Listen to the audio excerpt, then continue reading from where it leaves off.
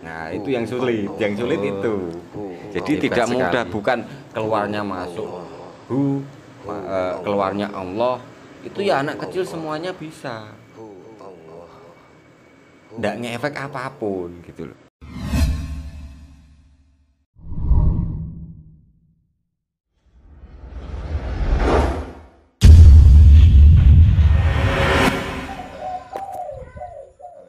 Assalamualaikum warahmatullahi wabarakatuh.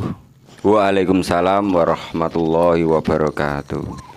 Pada kesempatan kali ini kita berusaha untuk memberikan cara atau praktek zikirhu Allah dengan berbagai macam cara. Ya, alhamdulillah. Insya Allah bisa diterima dan dipahami nantinya. Alhamdulillah. Jangan lupa like dan subscribe channel kami. Semoga saja bermanfaat untuk teman-teman semua yang berusaha untuk memasuki ranah batiniah, untuk memasuki sisi-sisi sisi-sisi batiniah kita yang masih jarang sekali kita berkunjung ke sana. Mari kita lanjut ke praktek, untuk praktek yang lahiriah dulu. lahiriah ya, Yang yang lahiriah lahiriah. dulu. Ya, kita melihat videonya ini, kita satu dalam tahapan zikrullah itu memang harus selalu senantiasa ikhlas. Ikhlas ya. Ikhlas, tidak berkeinginan, jangan berkeinginan apapun. Niat kita memang ikhlas zikrullah. Hanya begitu. kepada Allah. Lalu bagaimana dengan niat awal kita beranjak ke sajadah, itu kan juga dari keinginan. Iya, tetapi itu kan memang seharusnya kan sudah dibulatkan dari awal Ya. bahwa tujuan kita hanyalah mengenal diri, maka suatu saat pasti kita mengenal Tuhan. Atau dengan cara kita zikrullah itu pasti banyak rahasia-rahasia yang dibukakan oleh Allah untuk kita. Bukan kita yang berkeinginan, tapi rahasia itu akan timbul dengan sendirinya, datang dengan sendirinya ketika kita lakukan bertubi-tubi berulang-ulang kali dengan ikhlas. Tapi tidak perlu ada jumlah tertentu. Rasulullah kan menghendaki bahwa kalau dzikir atau berdoa itu sebanyak-banyaknya. Sebanyak-banyaknya. Nah, sebanyak-banyaknya dan ikhlas. Ikhlas, tapi Jangan sedikit tapi ikhlas. oh, Ya, langsung saja kita lihat bahwasanya zikrullah yang pertama yang paling luar memang diucapkan dengan mulut ya. dengan mulut. Oke. Dengan mulut kita betul-betul telinga kita mendengar lirih, dan itu di tengah malam hari supaya kita mendapatkan momen-momen tertentu atau ketenangan tertentu, hingga suatu ketenangan itu menimbulkan suatu bisikan, bukan bisikan sih, tapi arahan dari diri yang diberikan oleh Tuhan. Mungkin seperti sensasi-sensasi. Ya, rasa yang getaran-getaran yang Rasa-rasa. luar biasa itu. Itu memang untuk lahiriah, karena memang belum banyak jam terbangnya kalau baru awal-awal di lahiriah. Ya, para sahabat semua, ini kita dari sahabat kita melaksanakan praktek zikir hu Allah ya, Iya, hu Allah, untuk mengenal diri. untuk mengenal diri ya. Praktek zikir hu Allah secara lahiriah, secara artinya bersuara, Bersuara. Nggak, lirih ya, suara lirih. lirih, lebih bagusnya lirih biar tidak mengganggu kanan kiri. Yang kedua, ikhlas. Ikhlas. Ikhlas itu penting banget. Yang ketiganya, tidak perlu dijumlah atau ada penjumlahan dzikirnya, mengalir saja sampai betul-betul kita tidak mampu lagi berzikir, sampai kita tertidur. Itu yang paling awal. Yang paling Kalau awal kita ya. masuk ke yang lebih dalam tahap praktek yang kedua, yaitu ke ranah pemikiran atau akal. Belum sampai ke hati, belum, karena hati itu jauh masih. Jadi dengan pikiran atau akal kita betul-betul sugestikan bahwasanya hidup ini yang memberi hanya Allah. Hidup ini hanya yang memberi hanya Allah, bukan siapapun, bukan apapun, melainkan itu datang dari Allah. Makanya kita zikirnya hu Allah atau hidup Allah, atau di dalam suatu pelaksanaan lahiriah itu adalah pemujaan seperti hidup sang raja dan lain sebagainya. Apa di tahap ini di akal ya? Ya, akal. Apa ini masih bersuara juga atau? Kalau sudah di tahap akal ini cenderung sugesti atau kekuatan sugesti atau pemikiran atau diam. Belum ke arah siri atau rahasia. Berarti dari praktek yang diam itu ya. Apa yang kita rasakan atau yang kita sugestikan? Ya. Itu yang kita sugestikan memang hanya Allah, Allah, Allah dan Allah saja, karena tanpa diberikan hidup kita juga tidak mungkin mampu mensugestikan. Jadi kehidupan kita ini kita syukuri dengan seperti pembahasan di paling luar tadi, yaitu memuja Allah. Berarti maaf, mungkin seperti lafaz yang dilafazkan praktisi zikir ini, hu Allah, apakah itu yang akan mensugestikan kita? Iya, betul, itu yang akan mensugestikan bahwa sugesti kita itu hu Allah itu terpecah atau mengembang di dalam akal kita. Jadi mengembang, meluas, bahwasanya mungkin dengan tanpa hu Allah itu kita tak ada di sini lagi, tidak ada di dunia ini lagi. Jadi itu sugestinya supaya menemukan keyakinan yang luar biasa pada diri. Jadi inti daripada praktek dzikir ini adalah mencari keyakinan. Mencari keyakinan, di mana keyakinan itu tak akan timbul apabila kita belum percaya. Sedangkan kepercayaan itu ada di akal. Luar biasa sekali. Sampai di sini mungkin para sahabat saya harap masih bisa menerima ya. Jadi ini baru tahap lahiriah dan tahap akal. Setelah tahap ini ada tahap-tahap lain. Di tahap akal ini bagaimana yang dipraktekkan untuk sahabat kita ini? Apa menggunakan tasbih atau? Bisa menggunakan tasbih untuk supaya kita fokus, tetapi tidak lagi mengucapkan. Tidak lagi mengucapkan, tidak lagi mengucapkan, melainkan hanya sugesti, berpikir dan berpikir. Terus pikiran kita fokus ke arah hu Allah, hu Allah, hu Allah, sampai betul-betul tidak ada yang lain. Itu yang kedua. Yang selanjutnya lebih dalam lagi, ini sedikit sulit karena babakan hati. Masuk ke hati. Hati itu kalau kita bahas itu sama seperti sakit hati, kegembiraan hati. Itu kadang nampak, kadang tidak. Kadang bisa dicari atau kadang hilang atau lenyap atau tertutupi.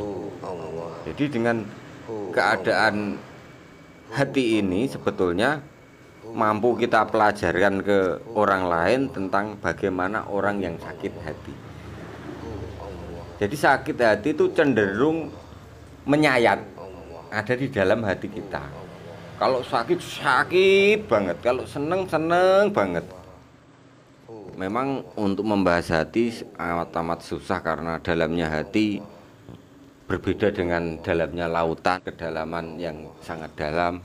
Jadi hati itu amatlah sangat luas banget, hingga hanya orang-orang yang pernah merasakan kekecewaan hati, kesenangan hati, itulah yang akan tahu hati itu.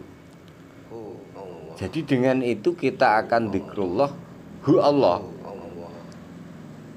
Bagaimana ketika kita mendapatkan uang, itu kita di situ senangnya melebihi hari-hari biasa. Tetapi di sini yang kita akan lakukan adalah ketika hati kita mengucapkan hu Allah, bagaimana supaya bisa sesenang itu, segembira itu. Jadi itu akan menghantarkan kepada rasa yang tajam. Mohon maaf ya, ini ya agak masih kurang bisa diterima betul-betul untuk saya. Mungkin untuk pemirsa juga butuh lebih kejelasan ya. Di sini tadi kita mulai dari lahiriah dengan mengucap. Kemudian yang kedua akal dengan sugesti. Kita masuk mungkin sugesti, mungkin para pemirsa atau para sahabat agak sedikit tahu, tapi dengan hati, bagaimanakah kita masuk ke hati dengan hu Allah yang dizikirkan? Ya, sebetulnya hanya kita menempatkan hu Allah itu di dalam hati. Tetapi seseorang itu harus kenal hati dulu, harus punya hati dulu. Jadi kita dzikir hati tapi kita sifat duniawi kita tidak berbelas kasih, itu kan namanya orang tak berhati. Jadi intinya adalah bagaimana menaruh hu Allah ini di dalam hati kita. Ini yang menarik, bagaimana menaruh hu Allah di dalam hati kita. Ya. Pertama kali mungkin apa kita harus memahami dulu tentang apa itu hu Allah? Iya, itu kan dari lahiriah kita sudah harus paham dulu, lebih kepada untuk dapat yakin kita sugestikan. Kita paham, kita lakukan, lalu kita sugestikan supaya kita yakin kalau hu Allah itu betul-betul ada, atau Allah itu betul-betul maha hidup. Setelah kita paham, kita akan menaruhnya di dalam hati kita. Supaya apa? Supaya rahasia-rahasia itu akan terbuka di dalam jalan hidup kita. Ini akan menjadi lebih jelas ya. Ya. Jadi dari hu Allah yang kita tempatkan di dalam hati, yang artinya Allah adalah yang maha hidup ya. Iya, yang maha hidup. Mungkin ini adalah salah satu sifat Allah, sifat hidup ya. Iya. Yang mungkin kita sebagai manusia punya hidup tersendiri yang beda dengan hidupnya Allah. Iya. Ini mungkin perlu wawasan yang banyak sekali. Kecenderungan manusia itu hatinya tidak terisi dengan ketuhanan atau hu Allah, itu salah satunya sifat Allah kan hu itu. Jadi betul-betul manusia ini kosong, betul-betul manusia ini tiada arti. Jadi hati itu ketika mampu terisi Tuhan, ya bukan lagi jumlah dzikir, ucapan dzikir ataupun dzikir itu sendiri sudah tidak lagi bermanfaat, melainkan itu hanyalah fase hingga bagaimana sih mengisi hati kita dengan Allah ini. Itu tahapan praktek dzikir tentang hu Allah di dalam hati. Berarti jika kita sudah sampai di makom tersebut, ya, mungkin bisa dikatakan bahwa hu Allah atau lafaz-lafaz yang lain itu hanya sebuah seperti media. Iya, media. Seperti sebuah media untuk kita bertemu sampai kepada Iya. hati itu ya. Iya, karena hati itu, hati yang suci itulah yang akan mampu menerima firman-firman Tuhan, atau mampu menerima utusan-utusan Tuhan. Para sahabat semua, di dalam salah satu hadis dijelaskan juga bahwa hati orang-orang yang suci adalah rumah Allah. Iya, ini insya Allah. Dan salah satunya juga mengenai perbuatan itu tergantung pada hati. Jadi sesuatu perbuatan sebaik apapun kalau tidak pakai hati tidak terterima. Yang mengartikan hanya hatilah yang mampu ikhlas. Ya, terima kasih sekali untuk penjelasannya. Para sahabat semua, kita lanjut lagi dari lahiriah, kemudian akal, Ya, kemudian masuk ke hati. Kita masuk lagi ke ranah yang lebih dalam, sebuah zikir, dari sebuah zikir. betul-betul sir, ini sir atau rahasia, yaitu tentang nafas Nafas. atau ruh. Ya, Nafas ini yang atau ruh. lebih dalam lagi ya. Ya, ini kita tidak lagi dalam keadaan duduk diam saja, melainkan betul-betul sehari semalam kita lakukan. Betul-betul sehari semalam tidak terlepas dari Allah. Tetapi orang yang punya sugesti tersebut seperti itu kan tidak banyak orang. Yang seringkali dia ego, emosi, dan senantiasa hidupnya adalah merasa dia sendiri.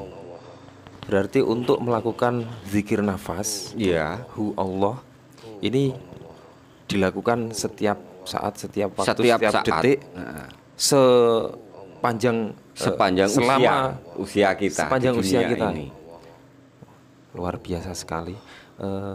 Mungkin Atau bisa dikatakan sholat daim lah, atau ingat yang terus menerus. mungkin hakikat sholat ya, Hakikat seperti sholat daim itu hakikat sendiri. sholat daim itu. Berarti setiap keluar masuk nafas kita laksanakan hu Allah, hu Ya, Allah. bukan itu hanya tahapan terkecil. Kalau itu tahap terkecil ya. Terkecil. Jadi yang namanya mengolah nafas, Ya. itu ada yang namanya mengeluar masukkan nafas dalam hidung. Yang kedua ada menahan nafas, ditahan di pulung hati atau di dalam hati kita atau di jantung kita dengan sugesti tertentu, ataupun dengan melambari nafas kita dengan zikir. Jadi ada langkah-langkah di dalam pernafasan itu sendiri. Ini menarik sekali pemirsa. Saya kira yang namanya zikir nafas itu keluar masuk nafas. Mungkin banyak sekali ya dipraktekkan oleh sahabat-sahabat di luar sana dengan teknik kalau nafas ditarik atau kita ambil nafas, kalimat hu Itu baru pengakuan. dan keluarnya Pengakuan adalah saja. kalimat Allah. Itu baru pengakuan ya. bukan Belum pengagungan. Baru pengakuan, belum pengagungan. Belum pengagungan kepada Tuhan itu. Jadi tanpa ada rasa keyakinan, keikhlasan yang terjadi dari rentetan praktek-praktek ini, tidaklah mungkin manusia itu mampu memahami rahasia yang ada di dalam nafas. Karena nafas itu sendiri kan cenderung tidak bisa dipegang, tidak bisa dilihat maupun dihentikan. Bahkan pada saat kita tertidur, nafas Iya. itu masih berjalan juga. Lalu bagaimana untuk hakikat dari zikir nafas itu sendiri? Hakikat zikir nafas ketika kita sampai kepada puncaknya, yaitu tidak lagi terbatas pada terbuka atau tertutupnya mata, atau sadar atau tidaknya sadar diri kita, karena di situ akan berjalan beriringan dengan keyakinan ataupun dengan hati. Sedangkan hati sendiri kan begini, kalau saya ceritakan tentang hati, kita disakiti hati kita itu sudah tahun lalu, tapi sampai sekarang masih teringat, padahal sudah tahun lalu yang menyakiti. Oh, Itu kan betul. karena ada di dalam hati. Wah, itu nyindir aku itu. Nah, ya enggak.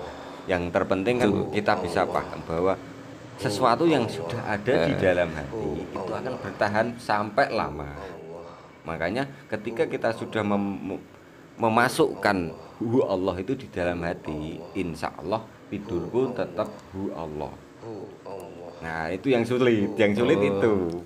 Jadi Hebat tidak mudah, sekali. bukan keluarnya masuk hu, keluarnya Allah. Itu ya anak kecil semuanya bisa.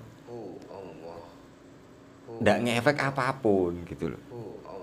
Nah, kurang lebihnya seperti itu. Untuk mengenai yang tertinggi dari zikir hu Allah ini, prakteknya ada di dalam diri yang sudah mengenal diri. Ada yang lebih tinggi lagi, yaitu setelah kita mengenal diri baru kita bisa mempraktekkan.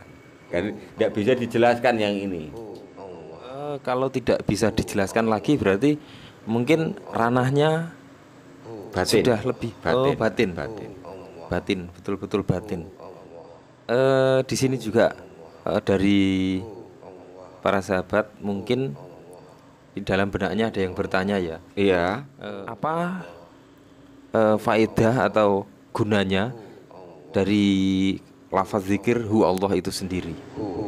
Itu keinginan dari Allah itu sendiri tentang adanya manusia ataupun keberadaan manusia di muka bumi ini, atau hakikat diciptakannya sang Adam, yaitu sebagai khalifah atau pembentuk kebaikan atau penyadar alam, atau cenderung memperbaiki. Jadi artinya kan dulu sebelum Adam diturunkan di bumi ini kan tidak harus memperbaiki.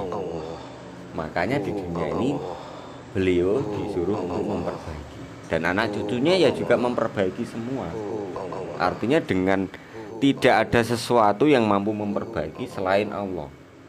Mungkin lebih tepatnya kehendak Allah ya. Iya, kehendak Allah ketika sudah bersemayam di dalam hati kita, insya Allah perbuatan, gerak-gerik dan hidup kita bermanfaat dan berguna. Kan sebaik-baiknya seseorang itu yang baik dan berguna, bukan yang pandai, bukan. Yang baik dan berguna. Kalau baik tidak berguna, tidak bermanfaat, bukan seperti itu ya kehendak Allah. Tapi kalau berguna tapi tidak baik gimana? Kalau itu nggak mungkin. Nggak mungkin ya. Nggak mungkin. Bagaimana untuk para sahabat semua? Mohon untuk menyimak video ini silahkan diulang karena memang sulit sekali untuk kita mendalami hu Allah dari lahiriah sampai batiniah. Ya. Dan ini memang kebanyakan yang mereka ketahui hanyalah keluar masuknya nafas itu saja. Iya, kita fokus lagi ke nafas. Jadi yang namanya zikir nafas bukan keluar masuk nafas yang kita iringi dengan lafaz zikir. Ya, yang jadi masalah kan belum sampai kita mempelajari tentang nafas itu. Orang-orang itu belum mengetahui, mempelajari. Sedangkan nafas itu ada tanafas, nupus, anfas dan lain sebagainya. Empat pembagian nafas itu. Jadi ya, itulah yang membuat kalau masuk itu ada gunanya. Mungkin baru keluar gitu. Mungkin para sahabat bisa lebih jelas lagi nanti untuk tentang nafas. Sudah kita share beberapa video. Ya. Hakikat nafas. Kemudian ada juga nafas dan ruh manusia. Ada juga nafas yang terdekat dengan Tuhan. Yeah. Di situ banyak sekali pengalaman-pengalaman ruhani yang betul-betul batiniah sekali. Jadi tidak batin yang lahiriah, tapi batiniah yang betul-betul sangat dalam yang sudah kita share di situ. Bahwa sebenarnya sebuah zikir nafas itu mungkin tidak bisa kita rasakan lagi untuk kita masuk ke dalam hakikat zikir nafas. Mungkin kita tidak sadar ya bahwa kita itu sedang berzikir. Iya.